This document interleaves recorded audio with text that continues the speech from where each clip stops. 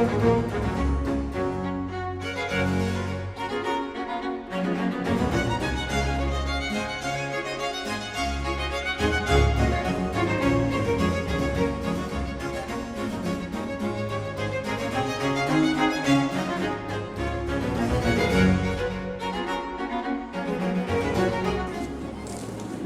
Jack Allen has been a speaker here before, and also at some of the other job clubs. He's very popular, and let me just say that entrepreneurs hire Jack to take their businesses to 6 figures in 18 months, so they don't have to go back to crappy jobs.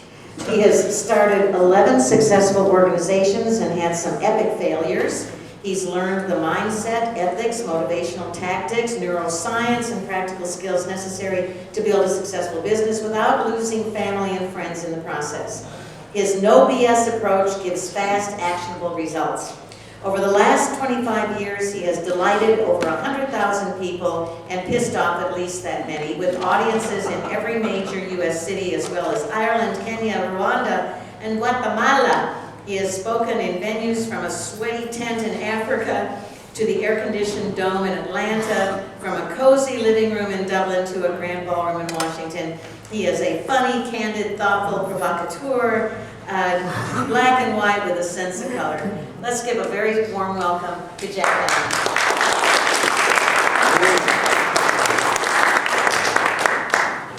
Just to get a little bit of a read on you, how many people would like to make more money next year than you've ever made in your life? Some of you, I noticed, didn't raise your hand, and from that, we know you won't. I'm here to talk to you about how you show up. The number one thing that makes it a dependent choice, whether you'll get the job or not get the job, whether your business will succeed or not succeed. Anybody want to guess what that might be?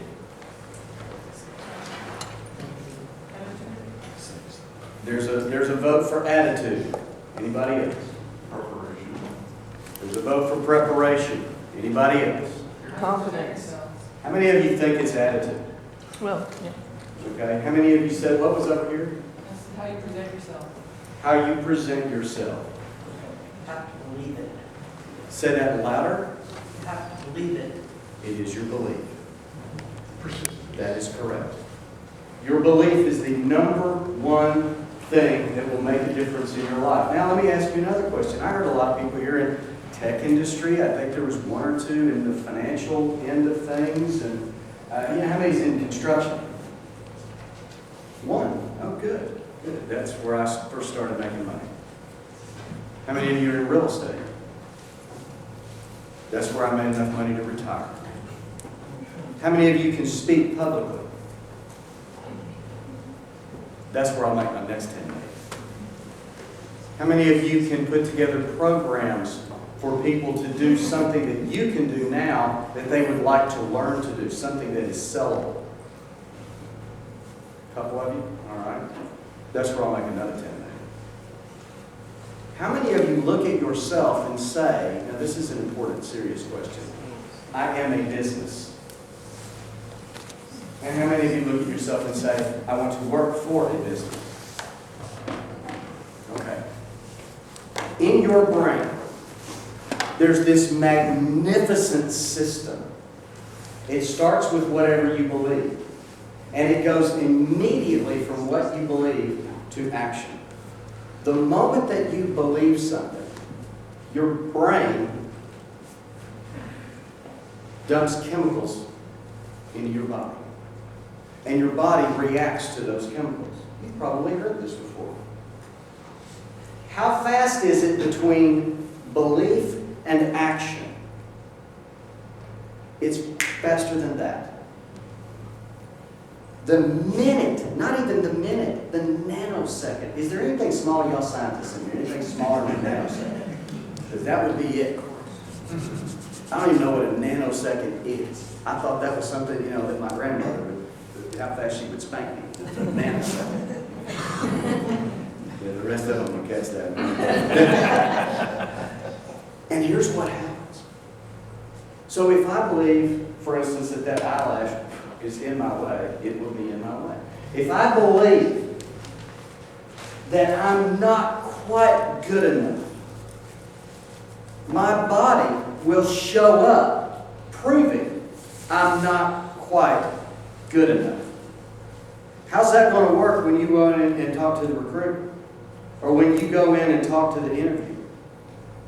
If you believe that you're not pretty enough, that you're not smart enough, that you're not in position to get what it is you want out of life, if you believe that, you're right. Your brain will work itself half to death to prove whatever goal you give it. And in your brain, it does not know the difference between a belief and a goal. In fact, it does not know the difference between a perceived threat and a real threat. And I can prove that to you very easily. How many of you have woken up in the middle of the night, you heard a noise, and you were wide awake? Have you done that? Yes. I was staying at my son's house one time, and I mean, he was, in his first job and doing really well, so he had a fabulous apartment in Houston that I think it was put together by 3 different committees. It had different levels, from 4 inches here. Had levels that were not supposed to be levels, but it was in an old part of Houston, and that building over the last 7 years adjusted itself a little bit to make itself more comfortable. It was not comfortable for people who lived there, who were constantly tripping. So what my son did, and it had nothing to do with the drugs those people were on. What my son did is he bought a whole bunch of rugs to cover over these little trip places and things like that. And he bought this great big futon. Have you ever slept on a futon? You lie. If you say yes, you lie, because nobody can sleep on a damn futon. And I've heard it. I'm laying there, and I'm laying there, and I'm laying there, and I'm laying there, and I'm laying there, and I finally drift off to sleep. And I woke up just like this, because I knew someone was trying the door. And he lived in a part of Houston that might actually be happening, that somebody was trying the door. And when you hear somebody trying the door, they're shaking that doorknob, and you're thinking, man, somebody trying to get in here. I know what to do. When my son turned 18, I gave him a sword. Because I'm just that kind of fool bad. It has stuff written on it, to remind him that he's a man and to behave like a man ought to behave, which is respectful to women. Number one. And I knew where that sword was. So I got up very quiet. I crept across the room. I mean, I went 15 feet in 15 minutes. I was stealthily hunting whoever was about to come through that door. I found that sword. I slid it carefully out of the scabbard, knowing that if they come through, we're going to have us an Outlander moment. And then the ice maker dumped the second load. My body reacted to a perceived threat, not a real threat. It didn't know the difference. And if you're going into a job interview and anything in you is a belief that is a perceived threat, your body does not know the difference. And people don't hire people who walk in acting like they're being threatened. So the number one thing that I work with entrepreneurs and with my clients, not all of my clients are entrepreneurs. I have several clients that I've worked with over the years that were nonprofits. And they wanted to get to a place where they could afford to keep, but basically they liked their executive director. And they wanted to pay the executive director 6 figures because that's a pretty good indicator that you'll keep the executive director. Would you agree? If you know anything about nonprofits, then you know that, yeah, that's rare air for a nonprofit to pay the ED $100,000 or more a year. All right. So I work with nonprofits to show them how to build up enough money that they can pay $100,000 a year, and how to do it in 18 months. Number one thing I had to overcome, most people don't believe you can do that in 18 months. Now, I'll tell you the truth. I've lived in Austin, Texas, since before we had any IT presence at all. My first computer class at the University of Texas involved me lying an awful lot to my professor and realizing I had no business at all in a computer science class. Most of my lies involved me trying to explain to them why I wasn't getting my assignments turned in. And it was things like, well, the co-op was out of punch cards. I burned through 375,000 punch cards. I mean, if I put line my punch cards up from here to there, it would go out in the yard, over the fence. I'm not kidding you. Those nasty, I can still smell those little nasty yellow punch cards. Those things. Hours and hours. Anybody in here old enough to have done that? Oh, yeah. And a computer would have filled up this room. And it was in a clean room with people in white coats who were absolutely convinced that I was coming in there to destroy their machine. And they were not being right. I put those punch cards, and you know, you get it, the program started, the first thing was you had to create a program so that 1 and 1 is 2. And I'm sitting there and I'm thinking, that's the dumbest thing I've ever heard of in my life. I already know that. Why can't we have 1 and 1 equals money in my pocket? Why can't we have 1 and 2 equals I can pay my flipping tuition? Why don't we have something that shows me something I need? Well, now we do. But then we didn't. I went in there and my mindset was so messed up.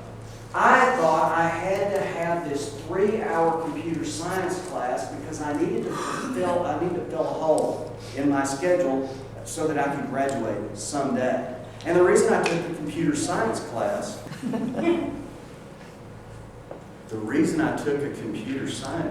instead of some other science that might have actually interested me was because I had a full-time job. So I had to fill holes where I had the ability to fill them. So I go in there and I tell this poor guy, this professor, that I can't find the things and all that stuff. And I get down to the end of it, and what they used to do was post your grades. This professor would post your grades, everybody's grades, on the office door. You know, now your name starts with Allen. You used to be at the top. And if you had grades like I had before I went to the University of Texas, you used to be at the top anyway. Oh my, no. That changed. I'm looking and I'm looking and I'm looking and I'm looking and I'm looking and I'm looking. 59? I got a 59 in this class. I went in and I knew what to do then. I went to that professor and I said, I got a 59 in your class. What do I need to do? And he said, it would really help if you turn in your homework. They had 8 projects that you had to do, and that was the homework. And I'd done 2. Would you have failed me? You just have no feelings at all. This guy was really nice, worked with me. I told him, man, I couldn't get done because the co-op was out of punch cards. So he gave me a stack of punch cards. So I go back over to the co-op, all this kind of stuff. Long story short, I ended up, and the guy did 2 things for me. He let me work on my projects all the way up to the final, which is about 2 weeks longer than I would normally have gone. And he said, if you can make a C, I'll give you the C under 2 conditions. Number 1, you don't ever lie again. Because he called the co-op to find out if they were. When I was a professor, I learned that trick too. Had a kid that didn't turn something in one time, looked on her Facebook page, well, it was MySpace. Looked on her MySpace page, and guess what it said on her MySpace page? I am having to write this paper for this stupid Dr. Allen, and I'm just not in the mood to do it tonight, so I'm going out with my friends. F. The second promise was that I would never again take a computer science class. Actually, what he told me is he said, don't ever lie to a professor again. And I have done that. Have I never lied since then? Well, it would be a lie to tell you that because everybody lies. And all you have to do to that is do a job interview. Because no one comes to their own job interview. They send their agent. I will see your body. but it ain't you. And we know that within 6 months of hiring you. The trick is, if our organization is really sharp, we'll get you in and train you more clearly to be the person we want you to be. And if we're really, really sharp, we'll ask you behavioral interview questions that go along the line of, tell me what you've done. Because what you've done is a pretty good indicator of what you can do. And none of that matters one flippin' bit until you have the right beliefs. And every single client I've ever worked with, over 750 now, walked in the room with a limiting belief or several. Limiting beliefs look like this, sound like this. They're my least favorite. Least favorite. I can't afford it. They're all, limiting beliefs are all in the realm of scarcity. The most popular limiting belief is, I'm not good enough. Now, I want to tell you something. God loves you so much, He lets you be born and live in the United States of America. The only thing between you and magnificent success in the next year is you. Right now, there are people right now today who believe that in December, companies don't do any hiring. I've heard them tell about it. Oh, everything shuts down around the holiday. Between Thanksgiving, in fact, I have had people that are colleagues of mine who told me, you know, we just almost take off and go to Colorado in the whole month of December. And I'm thinking, well, you smoke weed here. It's not legal. Because to have that kind of an attitude that anybody doing any business in December, you must be smoking weed. My attitude has always been, you know, December's going to be better than November. Guess what usually happens? It's better. December is better than November. And you know why? Because all my competition is in Colorado. What keeps me here working is I believe people still do make decisions to make their lives better. And that's my business. I'm in the business of helping people make their lives better. The number one reason why people do not engage with things that will make their lives better is that scarcity mindset. Some people call it a poverty mindset. Not enough. Not good enough. That's a poverty mindset. I'm looking around here and I don't see anybody in poverty. And in fact, I've been around Austin, Texas, all over Austin, Texas. Places that you would think are real nice places and places you would think are not such nice places. And I'm going to tell you something with all honesty in my veins. Poverty here does not look like poverty in Rwanda or Kenya or Guatemala. In America, things are relatively clean and relatively easy. The vast majority of this world, things are hard and dirty. And if you start believing in a land of opportunity and more than enough, where you can go down to a public library and get just about any book on any subject, and if they don't have it, do you know they'll buy it for you? Tax dollars hard work, baby. I think that's pretty cool. You want to learn anything, you're a step away at a very, very reasonable cost. You don't have to walk 2 or 3 miles to get to school. You drive your little car. You got to be careful though, like last night when it snowed. Be careful. How many of you, was anybody in the 5 o'clock traffic from getting last night? I was. My wife and I went to have dinner with some friends, my old friends in town. To come down to, we want to go to a place called Odd Duck. If you've never been there, you ought to go. Wow, was it good. They wanted to meet at 5:30. My heart sank. I knew what I was in for. Janet was driving. Because I lose my mind. I look at all those cars, all the traffic, I start rolling down my window and start hollering at people. Not to be mean, because those are all my clients. See, I like the fact that Austin Shop likes to traffic. Those are my clients. That means our business climate is real good. That means there's more jobs for you. So stop bitching about the traffic.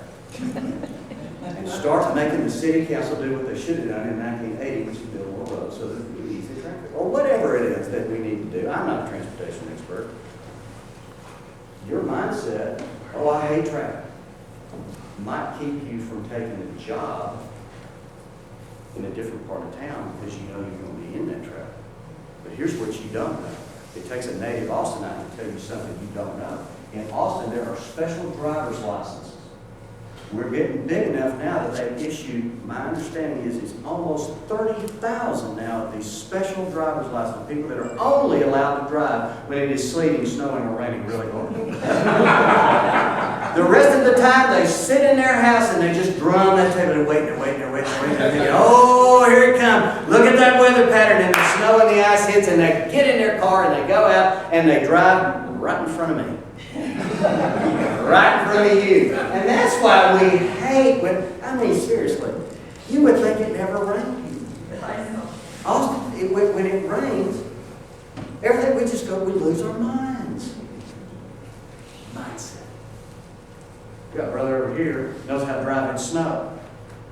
Did I hear you correctly that you didn't want to get out last night because people around here don't know how to drive in snow? My kid was stuck at work, and I knew he didn't know how to drive in the snow. He didn't know how to drive in the snow. You know how to drive in the snow? I tell you, Jack Allen's the right way to drive in the snow. Or in Ireland, where they drive on the other side of the road. Same thing, drive faster.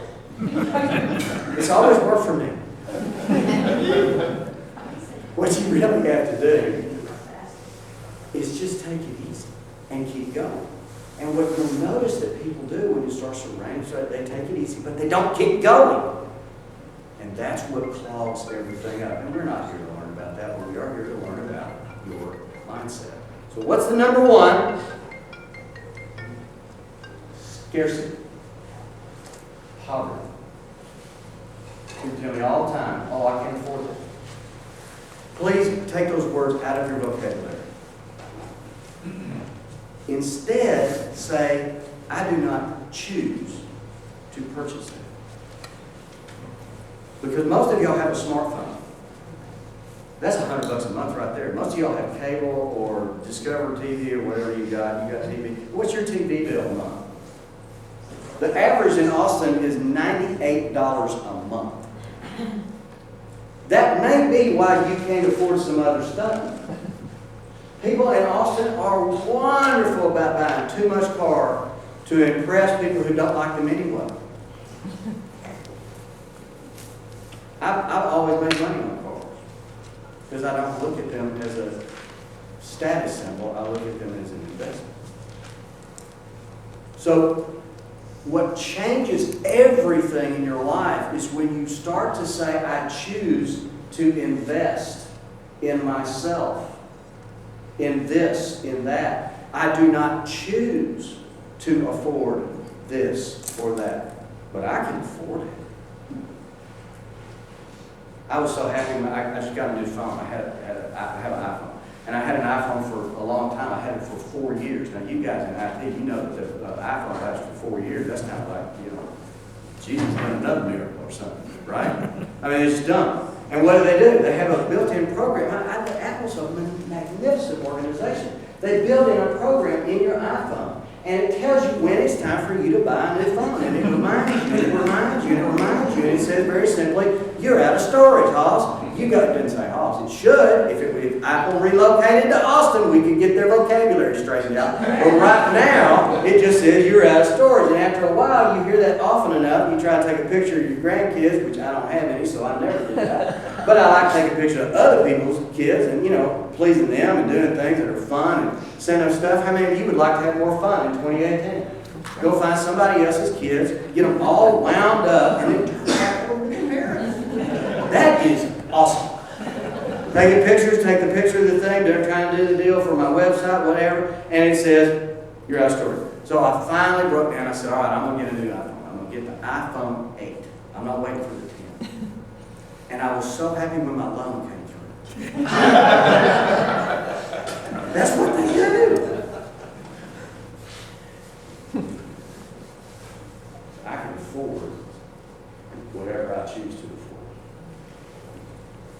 The best investment you've ever made. Anybody want to tell me? What's the best investment you ever made? Yes, ma'am. For yourself. In you? Yeah. What did you do? Went to school. You went to school. Where'd you go? Washington University in St. Louis. Washington University in St. Louis. Paid your way through. Yeah, I did. Did you? I would agree. Education is a phenomenal investment in yourself. It's scary to me. I have a degree in ethics, and I teach one business ethics class a year. The reason I only teach one is because I can't afford to teach two. Yes, you heard me say that. Being an adjunct professor means that essentially you pay the school to stand in front of their students. I do that for a very simple reason. It keeps me fresh. It keeps me understanding what's going on in the minds of the generation that's about to get into the workplace. And the one complaint I get from my executives, my executive clients, is that people are coming out of college and they don't know how to work. They don't understand how. Now, guess what? That's mindset. Because I've got a classroom full of hand-picked students, and what we do is we vet the Ethics in Community and Business Award, and I work those kids like a cheap meal, and they love every bit of it. Because I'm purposely teaching them presentation skills, writing skills, the kind of interviewing skills, the kind of things they're going to need to know when they get into the workplace. And they know that. So we immediately turn on their mindset that what they're going to get is what they really need to make money. It's a wonderful motivator, wouldn't you agree? I've had money and I've had not money. Money is better. I have people in my audiences that come up and say, Jack, you make it all about money. Jesus said that love of money is the root of evil. You know, if people don't quote Jesus, they might ought to look more closely. Because he didn't say that. Paul said it. And Paul said, actually, the love. Now, I don't love money. I love people. And have you noticed how much easier it is to love on your people when you've got some money? When my son was first born, first business I ever started, I got laid off from a construction company. This was a time in Austin, Texas, when banks weren't lending. So construction was pretty difficult to do. There were no jobs to be found.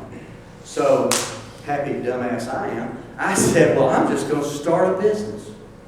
Went around and told people I'm in construction. Well, they didn't know if I was in building fences or building noses or building skyscrapers. They had no idea from that what I was doing. It took me about 1.5 to 2 years to figure out my messaging. But I always believed I could have it, it would happen. First year I made $11,000. That's not very much money. It wasn't then either. That first year, the week that I got laid off, my wife said, honey, I'm pregnant with our first child. And I got a letter in the mail reminding me that my mortgage was due. And I got another letter in the mail that reminded me that my car payment, I've never had a car payment, but smart overachiever that I am, I got one right before I got laid off. And they wanted to get paid every month. So I had to start a business. I had to go out and get really serious about work. And just to make things even more fun and improve my faith at a very fast rate, our son needed surgeries. 7. Now let me ask you, if your child needs surgery, do you prefer to go and purchase the services of the best doctors you can find, or do you prefer to say, I can't afford it, and go to the cheap doctor? And that's kind of obvious, isn't it? See, what money does is money gives you choices. And with those choices, you can choose to use it to love and care for people. If you love money, you'll use people. If you love people, you'll use money. That's the mindset that we want to develop. That's the belief system that we want to create. And why? Because the moment you have that belief, you will dump chemicals from your brain into your bloodstream, and those chemicals will tell your body how to react. If you walk in and you don't believe, here's where you ought to walk in your next job. Before you send the cover letter, this is the attitude you should have. If y'all don't hire me, you're so flipping stupid, you ought to go out of business. That is your attitude. I've got a book coming out called Confidence. It's coming out in January. I'm going to get the proof copies this week. I'm so excited. If you'd like a copy of that, you need to get your name, your email address, and your phone number on a piece of paper in my hand before I leave you. And I'll make sure you get a copy. Or you can just not be as confident as you need to be. Well, you may actually already be as confident as you need to be. It feels weird to be very confident. Many people mistake it for arrogance. Does anybody know the difference between arrogance and confidence? Yeah. I obviously I know, or I wouldn't have asked that question. I'm not asking it. You do. Tell me what the difference is. Well, I think if you're arrogant, you're really not confident. If you're arrogant, you're not confident. But if you're confident, you Yes, sir. false confidence. I would say arrogance is very verbal. They're good about telling you how great they are. Confidence is you just do it. That's not too far from where I would say it. I like the way you said that. Arrogance is saying you can without being able to back it up. Confidence is saying you can because you have. So when someone is confident, when an athlete is confident, it's because they've had great success. And they know if they train really well and pay attention to their coach, that they will have more success even at a higher level. They know this, they believe this, and their body reacts accordingly. In fact, really great athletes are surprised when they don't make the play. I mean, seriously, look at the top college football team. Well, all right, the New Orleans Saints, I guarantee you were surprised when they lost to Atlanta last night. Because they've been playing at a very high level. In fact, I was too.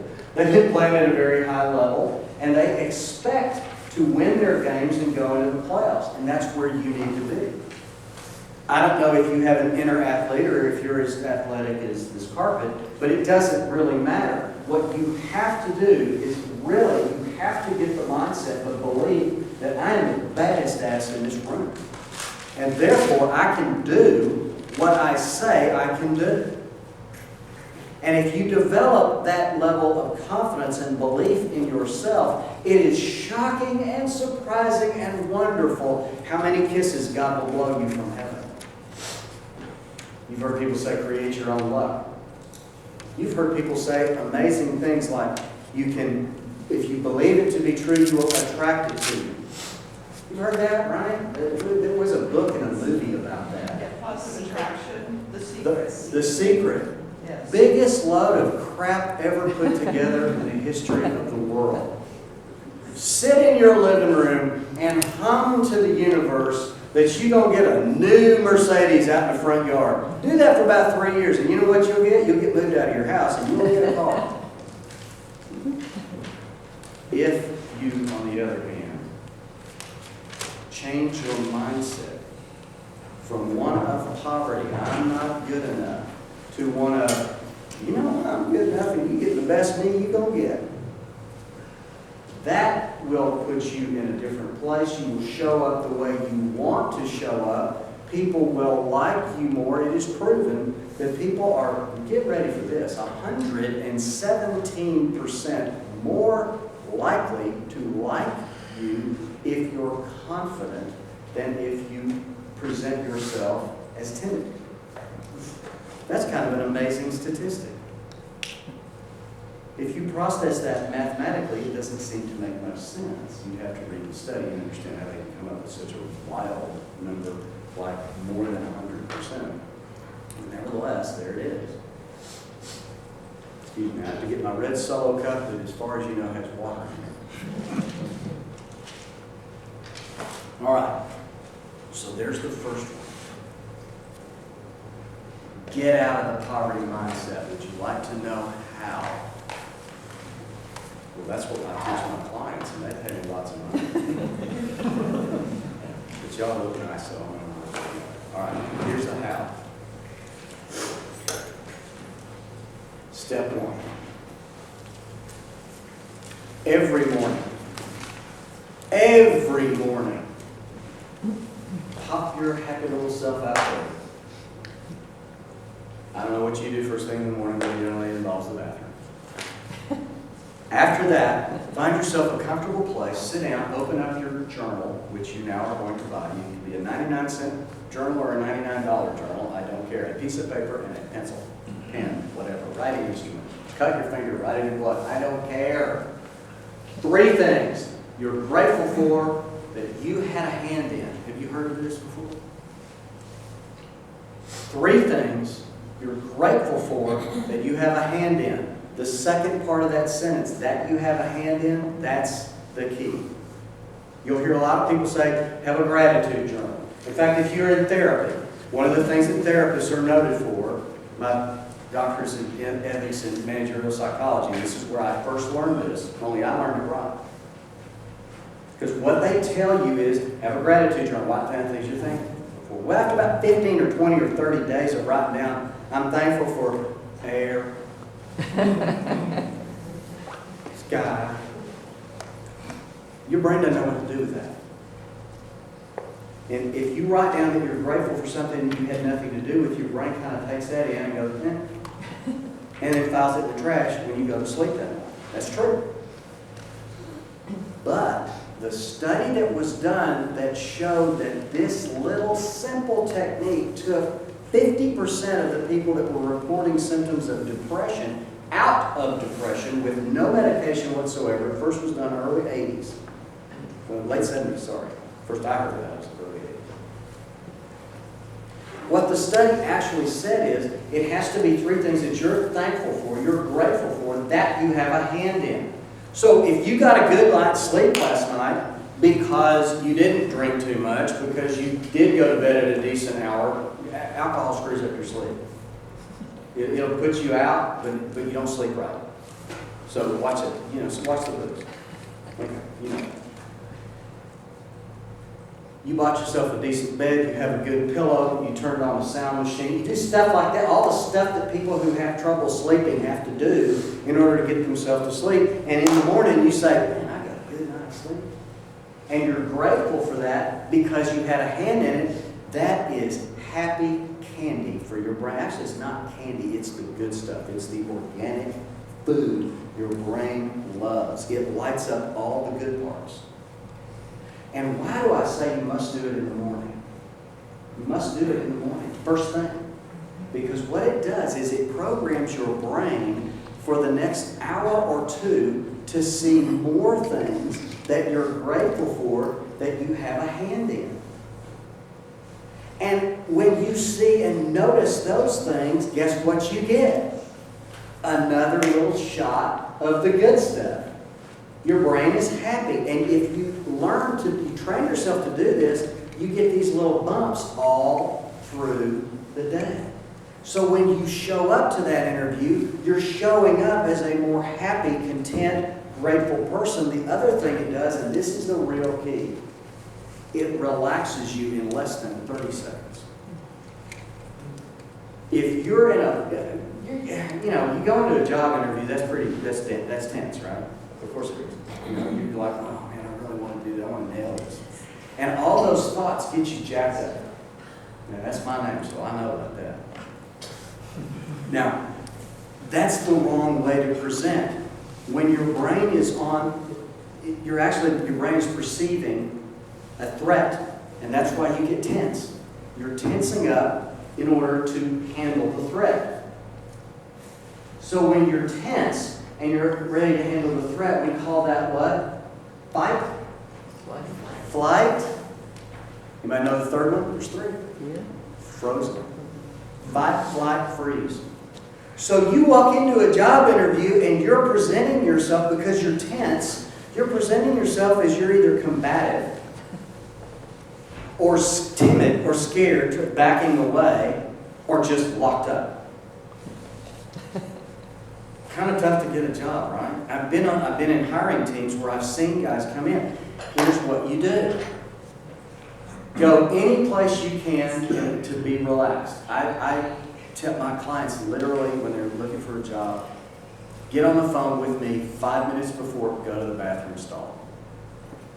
Close the door, sit down, and take 3 deep breaths.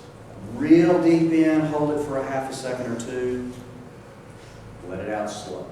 Do that 3 times. That begins the process of relaxing you and start remembering the things you're grateful for. Within 30 to 90 seconds, your heart rate will come down, your shoulders will drop, and you will present yourself more like you want to. If you don't do it every day, your brain starts to think you're kidding. And the neural pathways that you and I have created for years and years and years and years and years by believing negative things, which most of us do, and the reason we believe negative things, our brains are very well designed to accept bad situations like Velcro and good situations, good experiences like Teflon. Why would that be? Because your brain is designed to keep you safe. So if you know what the danger stuff is, it's more likely you're going to keep safe. If you know what a bear sounds like, and there's a bear outside of the cabin and you need to go to the restroom and you hear the bear, you're probably not going to go get eaten by the bear that night. The problem is that brain still works that way, and guess what? Very few of us have bears outside the house or even have to go outside to go to the bathroom anymore. So we've still got this ability, and we get tense based on what we believe. And those beliefs will limit our success. So if I believe I'm not good enough, if I believe I can't afford it, if I believe I've got to get this job because I can't afford to not have a job, then I'm going to show up under threat. Not how I want to. So gratitude is an antidote for that. That's the first one. The second thing is, and this one I'm going to tell you, there's 2 ways to get it. There's 2 ways to get at the bottom of this. You can either hire a coach, that's the fast way. That's what made the difference for me. It has a lot to do with what I do now. I've been doing it for about 25 years. You can read. It works just as well, but it's much, much slower. If you do nothing, you will regress. Just like the plants out in the field, if they're not growing, they're dying. That's how you are too. You're a living organism. If you're not growing, you're dying. My body, I already know my body is dying. Right? Because from the moment I'm born, I get to a certain place, and then you know that. I happen to do things and believe things that cause my body to die more slowly. Wouldn't you agree? That's a great idea. And now we have all this amazing neuroscience and things. It's just incredible what we can learn and do. So the second part of this is to figure out what your beliefs are that are limiting you and make a new decision. Choose to believe something else. You can do that. All you have to do is realize the law of polarity. For every thing, there is an opposite thing. You know that, I know that, right? For every driver that knows how to drive at 5 o'clock in the snow, there is at least one who messes things up. That's why they have a special license. We know that. So, if I have a client that says, I have a client actually who wanted, he was in sales. Anybody here in sales? Couple of them? Okay. The rest of you just lied. Nah, you're nodding. Why are you nodding? Everybody's in sales. Everybody's in sales. As soon as I realized that, my life changed. You're selling yourself. You're selling you. When you go into an interview, you sell you. And if you don't believe in you, then there's nothing different than my previous client who was in sales. And he was selling a great product that he really believed in. But imagine if you were trying to, I had a sales job one time, I was trying to sell a product, 17 years old, I was trying to sell vacuum cleaners door to door. Yeah. My dad thought that would be a great experience for me. He's right. He was right. He knew I wasn't making money. Because I was trying to sell a vacuum cleaner to be about $2,000. You can get a vacuum cleaner for what? $150? Yeah. So, people were just lining up to buy that stupid thing. And so I didn't believe in my product. Therefore, I'm showing up not believing in my product. But here's what this client believed. He was former offensive lineman, had the mind, set, the demeanor, everything of a high caliber elite athlete. But he had developed a belief from way back when he was in like 6th grade, and he was a little chubby. And he had a belief that people didn't buy from fat guys. And he had worked and worked and worked and worked and worked to get that extra weight up. But nothing worked for him.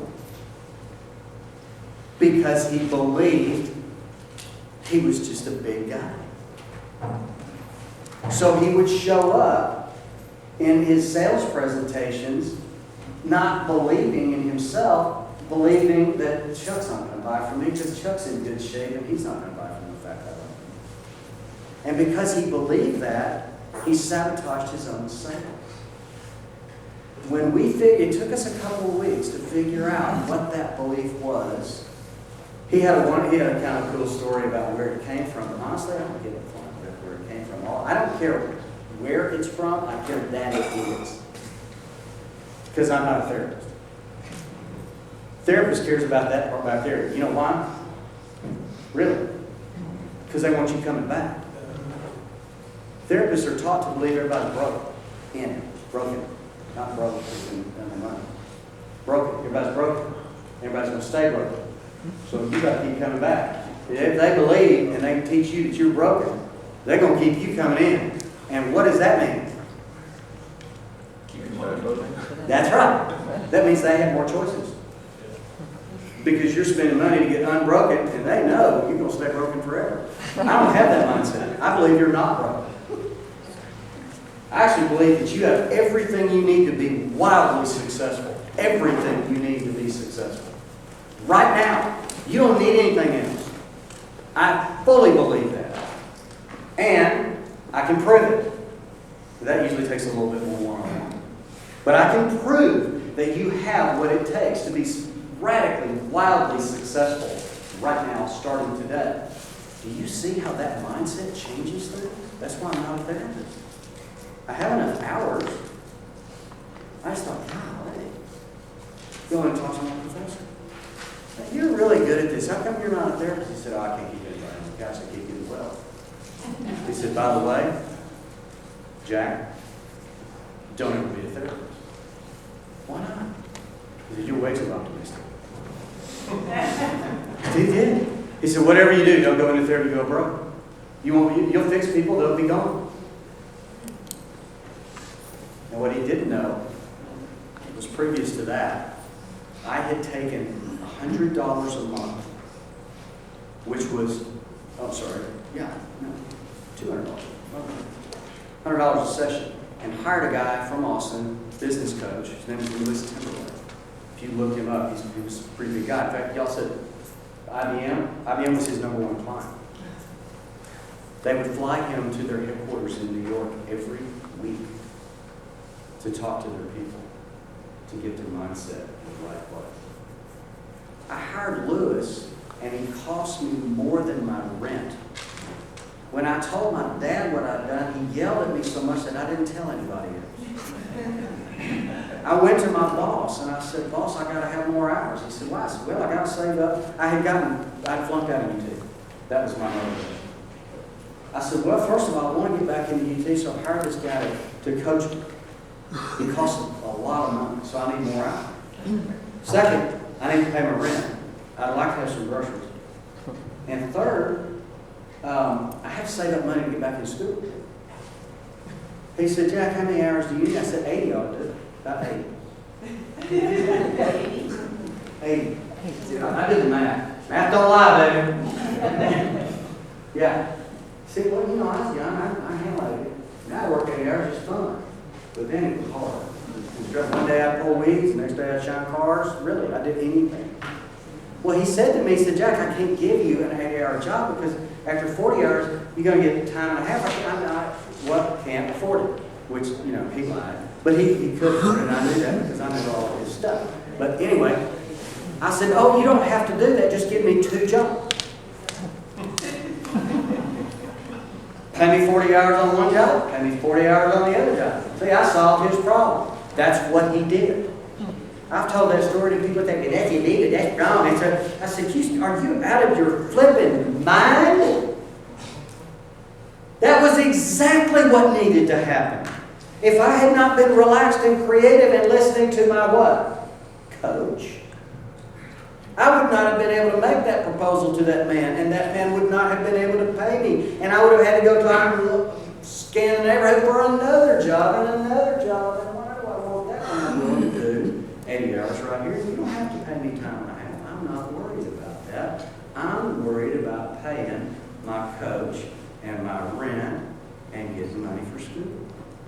That's what we call a win-win. It's amazing to me how few people are willing to negotiate when they hear something like that's a prize, and they don't make an offer. Y'all ever watch Shark Tank? Make an offer. All right. So the second part of this is you've got to figure out what your limiting beliefs are and understand that they are decisions you make. So my friend, my client, and a friend had made a decision that people do not purchase his product from fat guys. So he's presenting himself as someone not worthy, not good enough to make the sale. As soon as he changed that, this is no kidding, in 1 month his sales went up 400%. My work was done. But he paid for 8 sessions, so we kept going. After you've got your limiting beliefs, after you've got them laid out and you understand what they are, then you have to begin the process of retraining your brain. Because those beliefs, if they've been there for any length of time, have created a neural pathway. And the brain is much like an electrical system in a building. If the power was coming in over from that corner and we wanted to get it to this outlet over here at this corner, those of you who know a little bit about how electricity is run, we would not take that wire and wrap it 5, 6, 7, 8, 9 times around the building. We would go as fast as we could from here to here. Okay? That's how a building is wired, and that's how your brain wires itself. Your brain will wire itself to efficiency, to the highest efficiency it can muster. It loves speed. It loves whatever you keep dumping into it. So if you have believed for a long time that you're not good enough, that you don't have enough, or the third one, that you can't afford it, or the other one is, I don't have time. What all very successful people realize that most of the rest of America does not realize, what's the statistic these days? 70% of Americans hate their jobs. Those 70%, what they don't realize is that a very successful person realizes, I am good enough, I can afford it, and I do have enough time. You're the master of your schedule. So these excuses that we form, they come out as, it's like, it's bad. It's just junk. But they start in our thoughts, in our brain, and they create actions in our body. And if you want to show up the way you want to show up, what you do first is you have to change your mind. You have to change your belief. Believe you are good enough. Believe you can afford to invest in yourself that is always a good choice, and believe that you do have the time you need to do whatever it is that you want to do. Those three, now those are the three most common, and those are the three that are so hard for me to get over. It's so hard for all of us to understand and get over. But they can be done. You can rewire your brain so that you will show up as the best you possible, and the best you possible is very attractive. Very attractive to an employer. Because your employer wants to use you to make money. That's a fact, Jack. In fact, that's how it works. You have to provide enough value to an organization, and there's studies that have done it's either anywhere from 3 to 6 times the amount of value based on what you're paid. So yeah, they are bringing you in to use your skills and your good stuff to make money for the organization. Some of you have it in your head that you'd like to keep a little bit more of that and have your own organization. That's a very good thing to do. It takes a little bit of a different mindset, a little bit different beliefs. There's no reason why. Every one of you in here is fully capable of running your own six-figure business, six-figure income business, where you will work 35 to 40 hours. You work a lot of hours up front, but once it gets generated, you kind of do your own thing. It's really amazingly easy. In fact, it's really shockingly easy to get to that level. But most of you don't believe that. And because you don't believe that, you're going to go work for somebody else. And that's fine too. That's actually wonderful. That keeps our economy going. I'm thrilled that you want to do that. I just want you to do it as fast as possible, at the greatest possible value to you.